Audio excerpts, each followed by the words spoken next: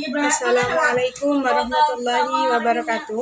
Yang saya takdimi pengasuh Pondok Pesantren Zainul Hasan Genggong, yakni Kiai Hasan Mutawakil Alallah SHMM. Yang saya hormati Bapak Rektor Universitas Islam Zainul Hasan Genggong, Dr. Abdul Aziz Wahab BA MAG. Yang saya hormati Dekan Fakultas Ekonomi dan Bisnis Islam, yakni Bapak Nuntufa MM. Yang saya hormati Kaprodi Ekonomi Syariah Bapak Abdul Ghafur ME. Dan tak lupa pula yang saya hormati dosen pengampu mata kuliah pengantar bisnis dan manajemen, yakni Ibu Nurul Fadilah SEI ME. Sebelumnya, perkenalkan, nama saya Rosidatul Jannah dari Prodi Ekonomi Syariah kelas 2B. Saya di sini akan menjelaskan peta imajinasi tentang dasar bisnis yang saya buat. Pengertian bisnis itu sendiri adalah serangkaian usaha yang dilakukan individu atau kelompok dengan menawarkan barang dan jasa untuk mendapatkan keuntungan atau laba.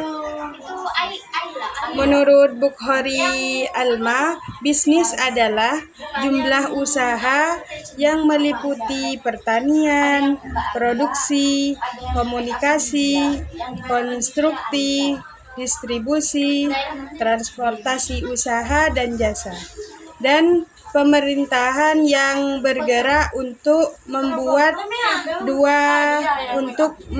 dan memasarkan barang atau jasa kepada konsumen dengan tujuan memperoleh laba. Inti dari bisnis adalah memperoleh keuntungan atau laba. Sejarah perkembangan bisnis. Sebelum abad ke-15, pembayaran dilakukan dengan sistem barter, yakni sistem tukar-menukar barang. Kemudian pada abad ke-15 sampai abad ke-17 mulai terdapat perkembangan di mana pembayaran harus tidak lagi menggunakan sistem barter. Pada saat itu sudah terdapat nilai tukar berupa logam, perak, dan tembaga. Karena pada saat itu barang bernilai mahal dan tidak ada penulisan dan tidak ada pemalsuan. Pada abad ke-18 sampai abad ke-19 terjadi revolusi industri karena pada saat itu aktivitas perdagangan mulai menggunakan mesin. Pada abad ke-19 sampai 20 mulai ada perkembangan koperasi. Kemudian pada abad ke-12 sampai abad ke-21 disebut globalisasi. Globalisasi pada saat itu adalah penguatan perdagangan yang mulai melibatkan berbagai negara. Kegiatan tersebut adalah ekspor dan impor. Pada abad ke-20 akhir, revolusi digital yang dimana transaksi dilakukan dengan cara teknologi. Pada saat ini sering disebut dengan belanja online.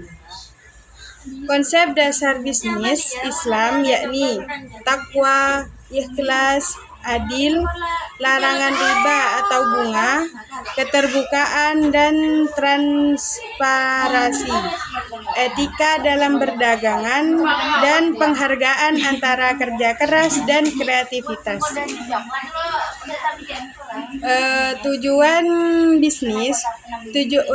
Tujuan bisnis Islam adalah mengharap ridha Allah Subhanahu wa Ta'ala, penciptaan keseimbangan, kesejahteraan bersama. Untuk tujuan bisnis konvensional adalah mencari keuntungan, pertumbuhan dan ekspektasi, peningkatan nilai dan pemenang saham. Cukup ini yang bisa saya sampaikan. Mohon maaf jika ada kekurangan atau yang belum bisa saya sampaikan. Kurang lebihnya saya mohon maaf. Wassalamualaikum warahmatullahi wabarakatuh.